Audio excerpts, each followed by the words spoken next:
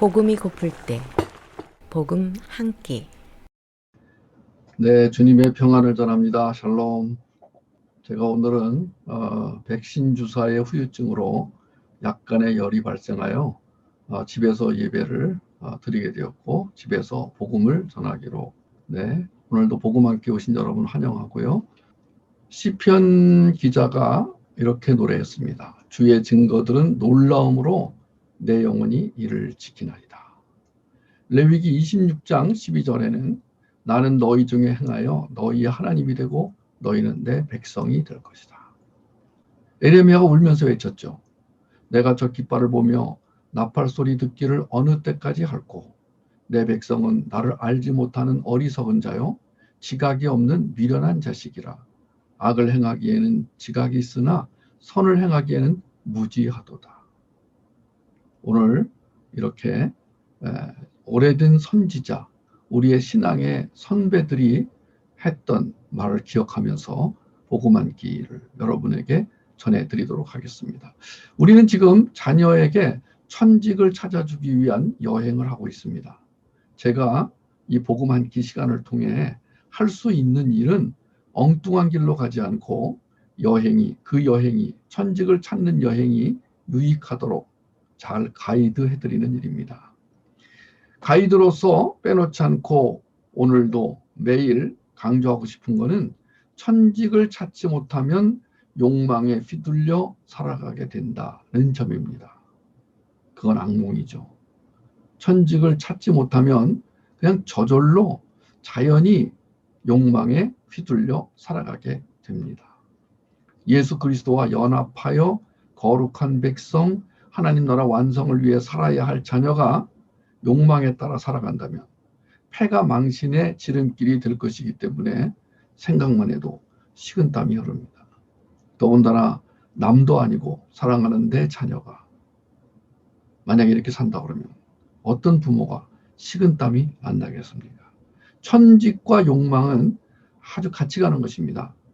천직을 찾으면 욕망이 사라지는 것이고 욕망에 따르면 천직은 못 찾게 됩니다. 자, 그러니 욕망이 중요하죠? 욕망이 뭐라고요? 자기 인생을 자신이 주관하려는 마음, 짜릿하고 흥분되는 것에 중독되려는 마음. 그러니까 욕망은 반드시 중독을 가져옵니다. 욕망과 중독은 뗄래야 뗄 수가 없습니다.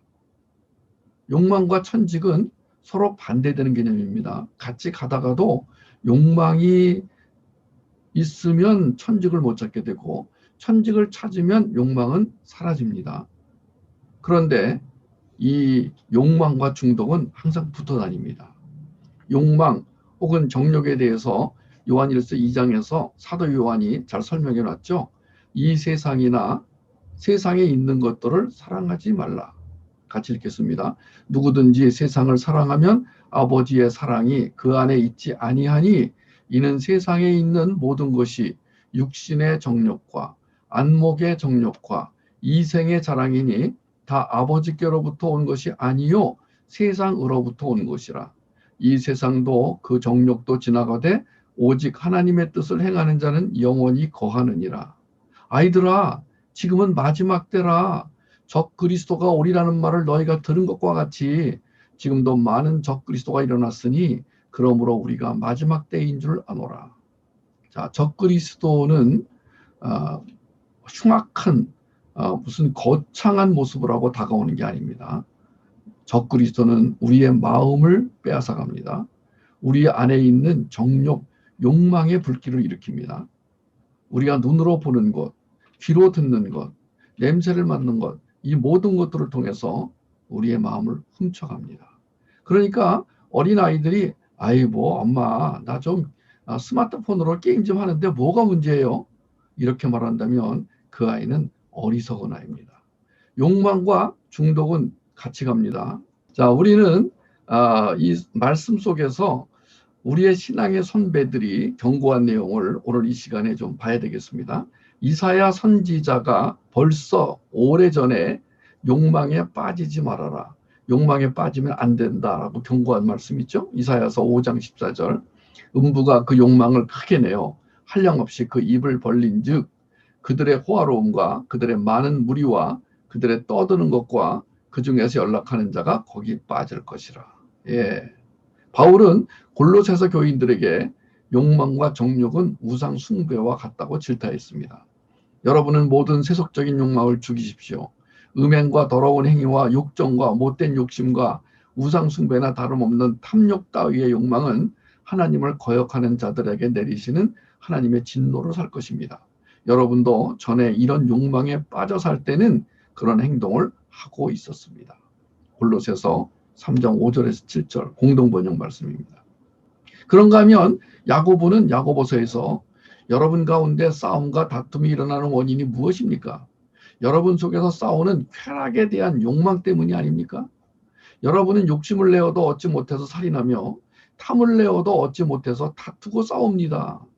여러분이 얻지 못하는 것은 하나님께 구하지 않기 때문입니다. 하나님께 구해도 받지 못하는 것은 쾌락에 쓰려고 잘못 구하기 때문입니다. 가늠하는 사람들이요. 세상과 벗대는 것이 하나님과 원수가 된다는 걸 모르십니까? 누구든지 세상에 벗이 되고자 하는 사람은 스스로 하나님의 원수가 되는 것입니다.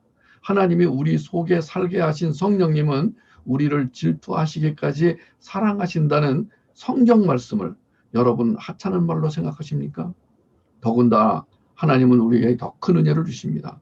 그래서 성경에 하나님은 교만한 사람을 대적하시고 겸손한 사람에게는 은혜를 베푸신다라고 쓰여 있습니다.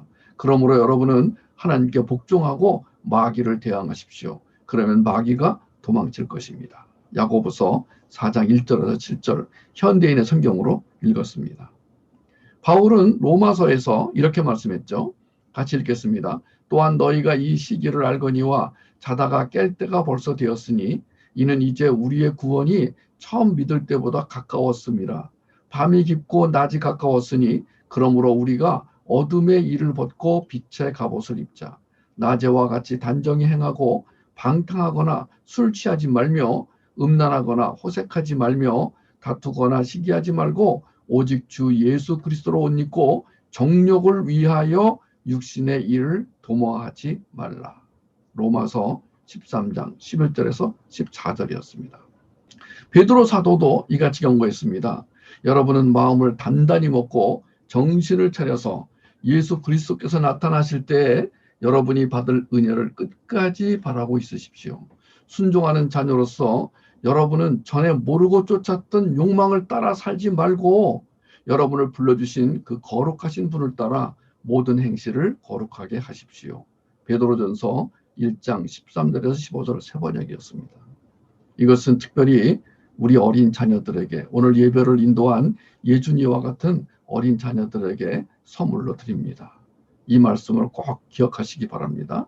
지금 많은 아이들이 스마트폰 중독, 게임 중독, 버추얼 리얼리티 중독 이런 많은 중독에 빠져가는데 너무나 자료가 많아가지고 제가 그 중독에 관한 자료를 찾기로 마음먹으면요 얼마든지 찾을 수 있어요. 사도 바울이 갈라디아 교인에게 보낸 편지를 같이 읽겠습니다.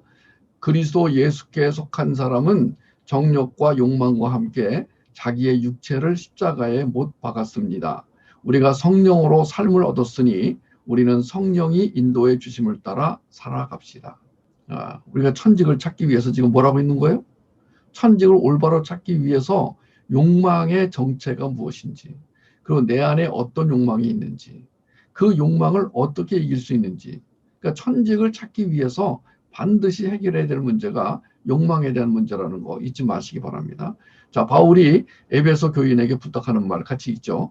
여러분이 정말 예수님에 대해서 듣고 그분 안에 있는 진리대로 가르침을 받았다면 옛날의 생활 방식, 곧 거짓된 욕망으로 부패해가는 옛사람을 벗어버리고 마음과 정신이 새롭게 되어 하나님의 모습대로 의와 진리의 거룩함으로 창조된 새 사람이 되십시오. 에베소서 4장 21절에서 24절이었습니다. 가정을 살리고 다음 세대를 살리고 문화를 살리는 사역을 하는데 이제 이것이 과거에는 일주일에 교회를 한 번만 가도 우리 어린이들이 우리 자녀들이 이제 그런 메시지를 듣고 그렇게 살아야 되겠다라고 했는데 이제는요 일주일에 한 번 교회를 가가지고는 그것도 교회 가서 막 장난하고 딴 생각하고 집중하지 않고 심지어는 어떤 애는 몰래 예배 시간에 스마트폰을 하는 아이들까지 포함하면은 심상치가 않습니다. 저는요, 우리 가정의 문제도 문제지만 지금 이 사회가 너무나 빨리 변해가지고 이 변화하는 사회 속에서 우리 자녀들이 좋은 것을 받아들이면 괜찮은데 이 변화에 휩쓸려 가가지고 거기에 넘어져 버리면 어떡하나. 2007년도에 스티브 잡스가 아이폰 만들어낼 때 혁명이 한 번 일어났어요. 이제 두 번째 혁명이 또 일어납니다. 인공지능, Artificial Intelligence라고 하는 AI, 인공지능, Virtual Reality. 지금은 잠시 이 VR 같은 것이 좀 소강 상태에 있는 것 같아요. 그런데 이게 정말 대중화되면은 이게 뭐 싼 가격으로 모두에게 이 게임을 할 수 있는 날이 온다면 보통 문제가 아닌 것 같아요. 뭐 많은 분들이 이거 만화 아니냐? 아니에요. 이거 정말 뭐 실제로 일어나는 일이냐? 일어납니다.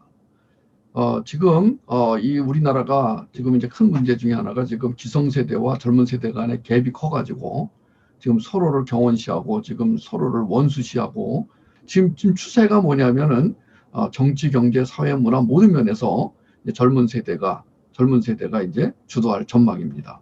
저는 굉장히 참 좋아요. 제가 그동안에 그 살아오면서 나이 많으신 분들한테 가서 막 손바닥 비벼가지고 뭐 먹을 걸 얻어내고 뭐 돈을 받아내고 그런 게 아니라 저는 어쨌든 다음 세대를 위해서 내 인생을 바치겠다. 뭐 바치겠다 그러면 독립운동하는 사람 같은데 다음 세대를 위해 살겠다.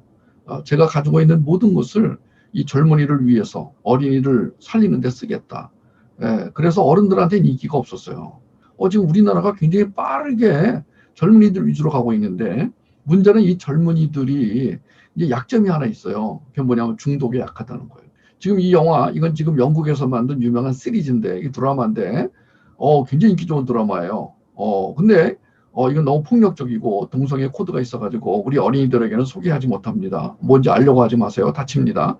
그런데 이 레일리, 주인공이란 레일리가 이 VR 중독에 빠져가는 원인이 역시 뭐예요?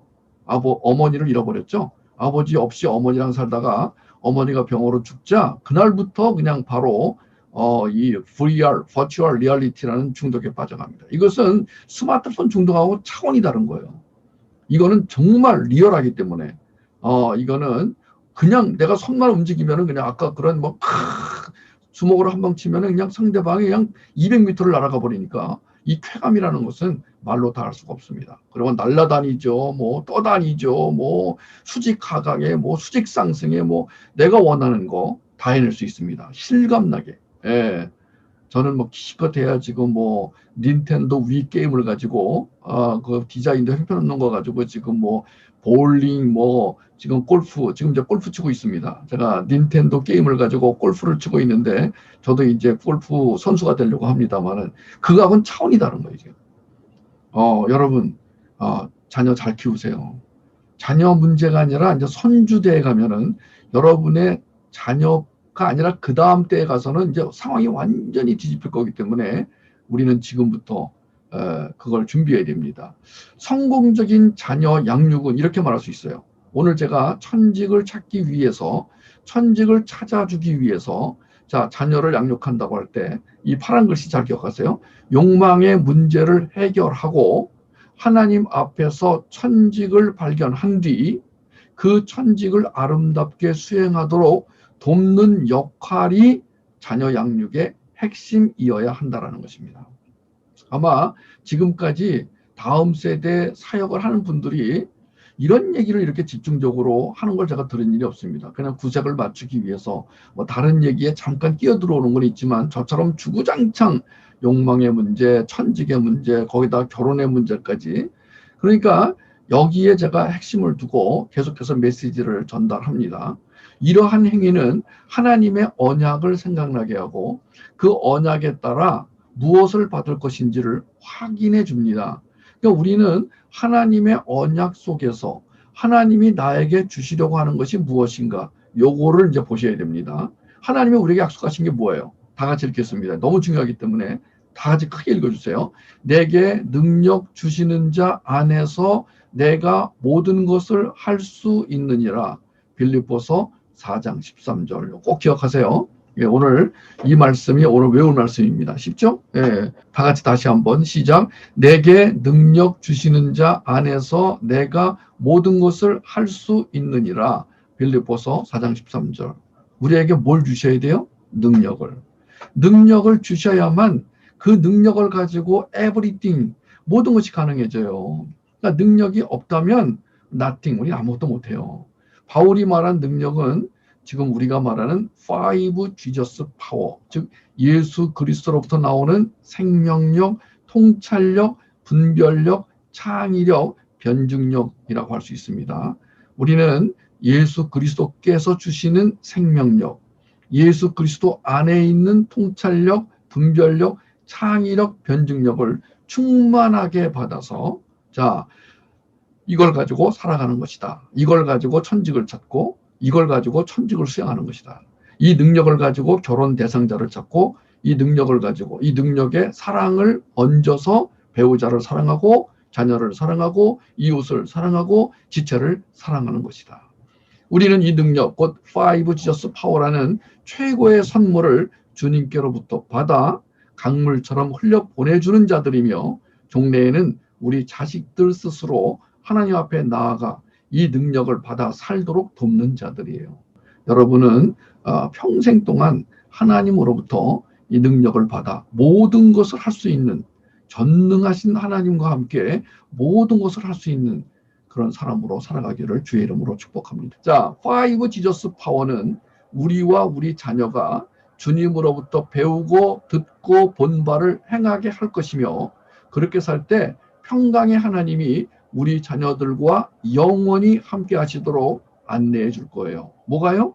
그 능력이 우리를 살게 하시고 우리로 하여금 하나님과 함께 살 수 있도록 연합해 살 수 있도록 하는 힘이 뭐라고요? 네, 파이브 지저스 파워, 능력입니다. 제가 그렇게 확신하는 이유는 하나님이 언약해 주셨기 때문이에요. 저는 다른 건 안 믿어도 하나님의 언약을 믿습니다. 자, 누가복음 1장 69절 다 같이 크게 읽겠습니다. 우리를 위하여 능력 있는 구원자를 자기의 종 다윗의 집에 일으키셨다. 베드로후서 1장 3절 그리스도께서는 당신이 가지신 하나님의 능력으로 우리에게 경건한 생활을 하는데 필요한 모든 것을 주셨습니다. 그래서 우리를 부르셔서 당신의 영광과 능력을 누리게 하신 그분을 알게 해주셨습니다. 시편 111편 9절 크게 읽어주세요. 여호와께서 그의 백성을 속량하시며 그의 언약을 영원히 세우셨으니 그의 이름이 거룩하고 지존하시도다. 하나님의 언약을 세우셨대요. 어디에? 우리 가운데. 그리고 하나님은 그 언약을 지키신대요. 그 언약 중에 중요한 언약이 있어요. 뭐라고요? 우리에게 능력을 주셔서 그 능력으로 살게 하시겠대요. 그 능력으로 천직을 찾게 하시겠대요. 그 능력으로 천직을 수행하게 하시겠대요.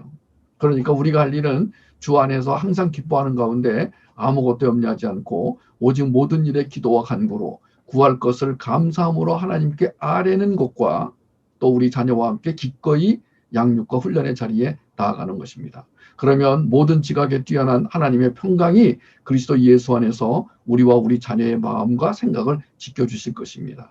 무엇에든지 참되며 무엇에든지 경건하며 무엇에든지 오르며 무엇에든지 정결하며 무엇에든지 사랑할 만하며 무엇에든지 칭찬할 만하며 무슨 덕이 있든지 무슨 기림이 있든지 이것들을 생각하며 살아가게 될 것입니다.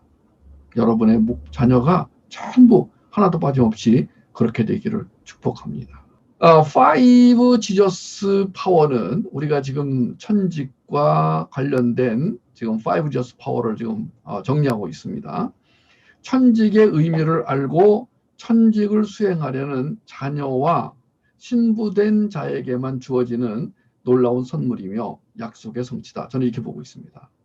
지금 파이브 지저스 파워를 계속 강조하고 책도 써냈는데 여러분들에게 지금 이 능력이 필요합니다. 여러분 복음을 먹으시면서 복음을 먹고 나서 이 복음이 능력으로 바뀌는 역사가 있기를 바랍니다. 복음은 반드시 먹고 나면 능력이 됩니다. 우리는 그 능력, 주의 능력, 그 능력을 5가지로 파이브 지저스 파워로 지금 정리해서 우리 자녀에게 알려주고 있습니다. 성경을 하나님의 계시로 믿고 복음을 영혼의 양식으로 삼는 성도라면 어떤 상황에서도 이 한마디는 잊지 않을 것이에요. 뭐라고요? 하나님의 약속은 반드시 이루어진다. 다 같이 따라해 보세요. 하나님의 약속은 반드시 이루어진다.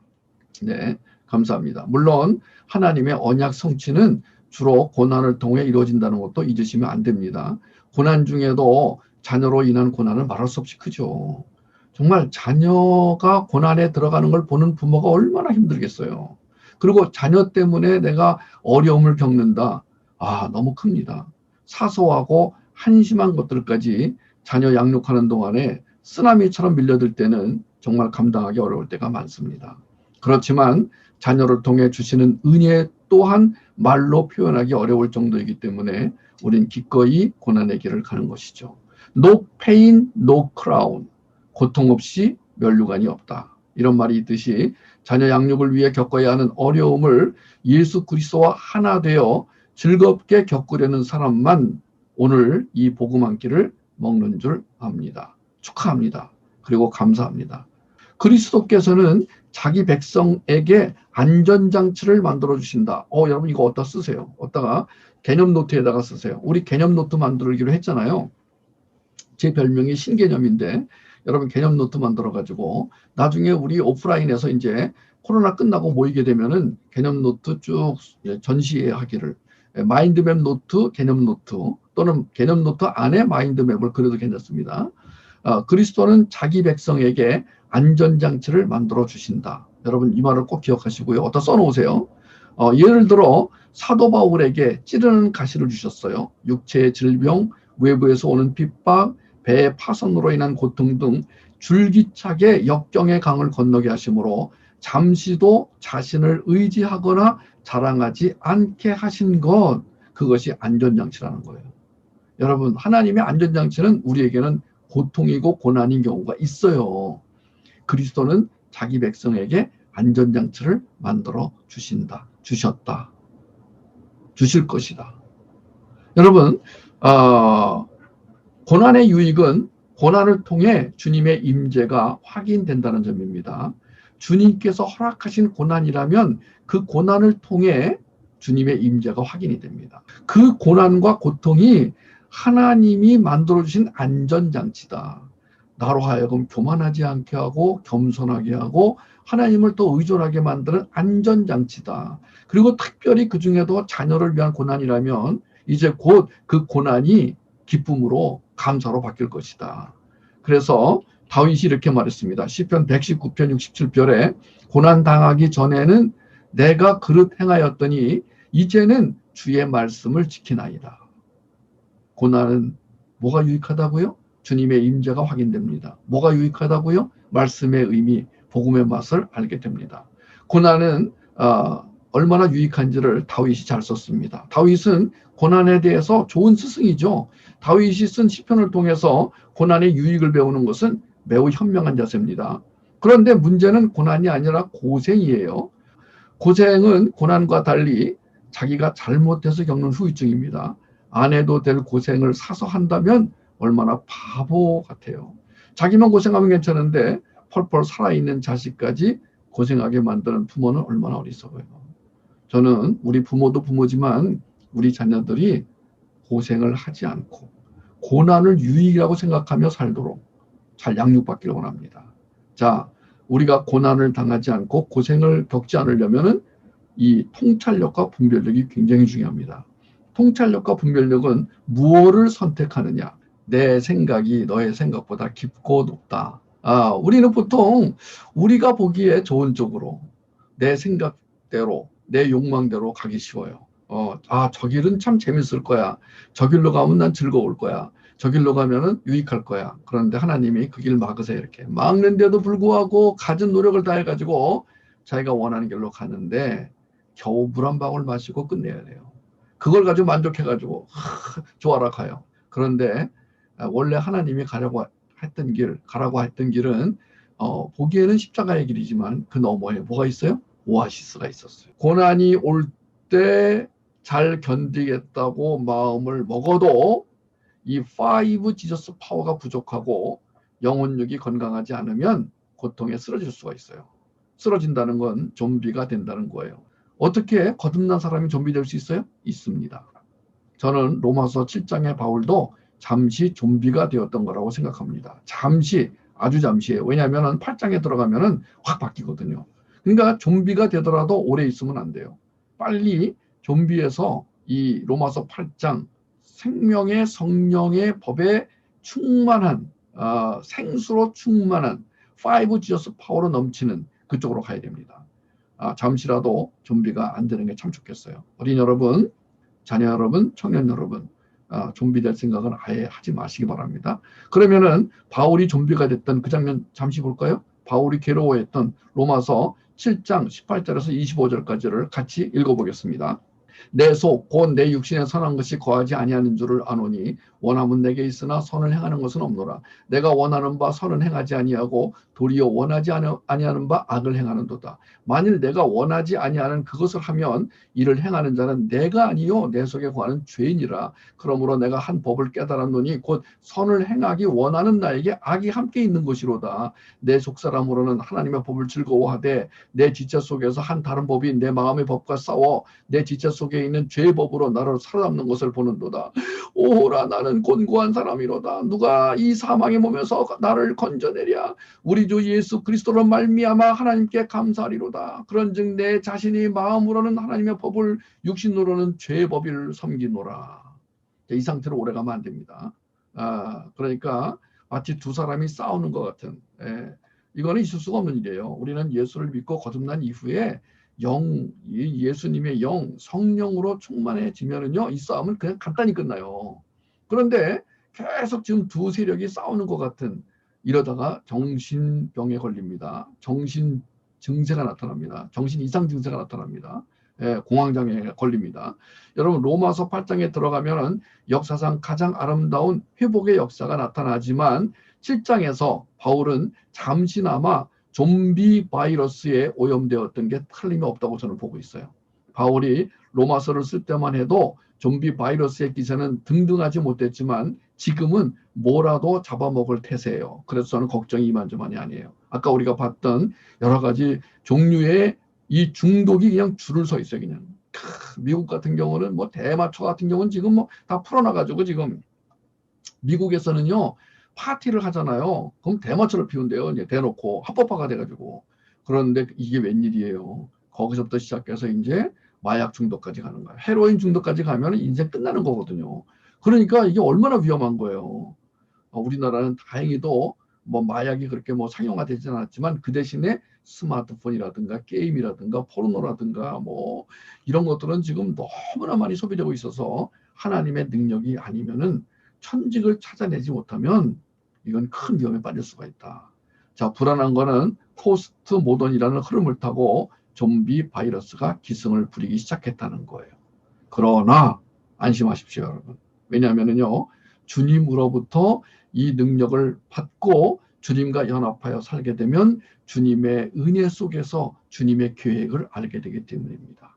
하나님의 계획이 얼마나 큰지, 하나님의 계획이 얼마나 놀라운지 우리 자녀가 그 하나님의 계획 안에서 아름답고 풍성한 삶을 살게 되기를 주님의 이름으로 축복하면서 마무리하도록 하겠습니다.